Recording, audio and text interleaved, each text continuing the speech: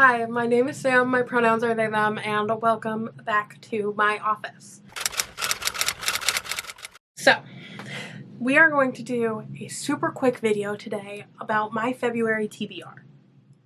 Now, when I plan TBRs lately, I have been doing so. I pick out like 9 that I have like on my definite TBR. I definitely want to read them. They are there, but I also have backups that I have in my brain. So we are going to start with my little graphic for my 9, and then we will go on to the ones that I have just sitting in the back of my brain that I'm ready for, that I want to pick up, that I want to get to. Let's kind of get into this. This is going to be a Sapphic February. And every February is a Sapphic February for me because I am a Sapphic person. But, you know, Sapphic, romance, all of that. So my dedicated TBR for February involves books that I have been looking forward to. Books that I'm super excited because they are releasing this February. And books that I have just kind of been putting off for a little while that I don't need to. First of all, we have Outdrawn by Deanna Gray. This is a rivals to lover romance between 2 artists who are working on, I believe, a webcomic, and they are forced to work together on this webcomic. The hardest part is not them working together and wanting to, like, get rid of each other. It's their attraction to each other. I am super excited for this. This is indie published. This cover is stunning because indie published authors do it better. Absolutely. Every single time. Super excited for that. That looks so fantastic, and I'm so excited to like have it in my grubby little hands. Next, we have Children of the Sun by Kat Thibeault. So this is a book that I have an arc for. It's like an English arc because this book originally came out in French. Now it's out in English. The author has been promoting it so well.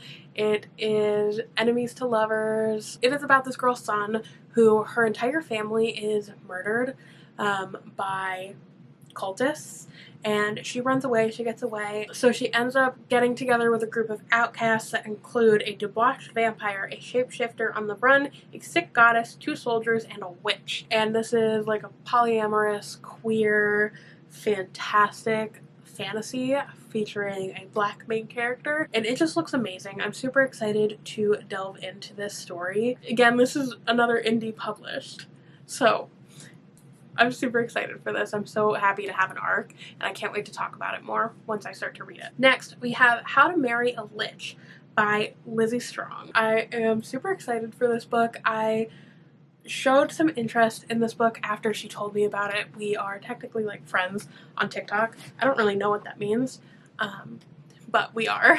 So I'm gonna take that and run with it because she seems super cool, and I got to share my excitement for it, and then she sent me a copy of it. And this comes out, I believe, in the end of February, like February 21st or 23rd or something like that. So I also have an arc of this, and I cannot wait to talk about it. It is about this woman who she is like kind of like stuck in her estate with her mom and her stepfather, and she spends the past 5 years roaming around this Lord Lich's garden. And he has just kind of allowed this, but he's been watching her without her really knowing and just being like, nah, that's mine.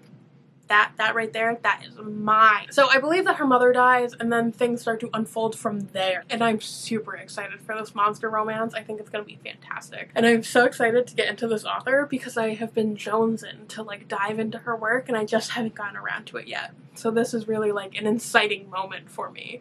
And I am so excited to talk to everyone about it. Next, we have I'm Engaged to Mothman by Paige Lavoie. Around this time last year, I did a review for I'm in Love with Mothman by Paige Lavoie, and that book has stuck with me so hard for no reason for a year. I think about that book at least like once or twice a week for some reason. I don't know why. So I'm in Love with Mothman by Paige Lavoie is about this worn out influencer who moves into a cabin in the woods and does stupid influencer things and almost gets herself killed, and Mothman saves her. And then Mothman gets rocked by the elements, and she saves Mothman, and they fall in love.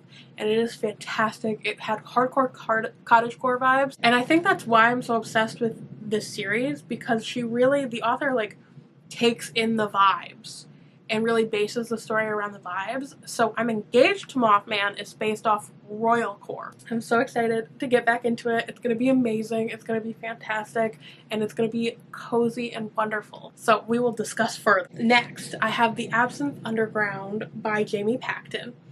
This book is stunning. All I know is it's Sapphic, and I believe it's enemies to lovers, and that's all I got. This book is a testament to the importance of hiring a good cover artist, because I know nothing about this book other than it is Sapphic and queer, and because it's beautiful, because it's queer, that's all I feel like I need to know. I'm hooked. I'm hooked. I'm in there. I still have to source this book, but I'm gonna figure that out when I get there, because it hasn't been released yet. It comes out on like the 6th, so I'm gonna figure it out. But it's just gorgeous. I believe it also has to do with the Fae. Next we have Meet Me at the Surface by Jodie Matthews. And this is a haunting ode to Cornish folklore and the secrets of the places we call home. Everything that comes from the ground has to go back down eventually. And I'm just super into folklore, and I know nothing about Cornish folklore.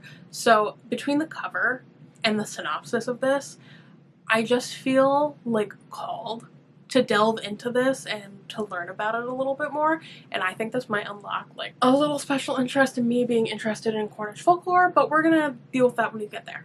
I also need to source this book still, but it looks fantastic, so what can I say? Next, we have Providence Girls by Morgan Dante. So I'm super excited for this. This is a sapphic romance, and it is about Vin, who escapes being sacrificed from her small town in Massachusetts, and she ends up being saved by Azzy, and they grow super close for quite a long time, and then Azzy starts to kind of transform into an eldritch horror sea creature. So it's kind of like their love story of like, I love you, and oh my god, you're turning into a monster, but oh my god, do I still love you? And the answer better be yes. The answer better be yes. Kind of like, okay, so this kind of feels like a version of Our Wives Under the Sea, but, you know, instead of it being horror, make it like cute. Well, not cute, but like romantic, instead of just like horrifying and exhausting. Okay, so next I have Can't Resist Her by Kianna Alexander. So I don't have my copy in hand yet, but it's on the way. And I was making my list for my TBR for February, and I was really focusing on sapphic romance. And I was looking at everything, and I was like, ooh, this is feeling a little bit white. This is feeling a little bit not diverse, which is not the vibe that I wanted to go for. I wanted a little bit something more diverse, and some of my more diverse like go-to authors are usually more fantasy or horror, and the people that I would go to for more diverse romance, I felt like I was leaning on them a little bit too hard, because they are not the only authors out there that I can get into.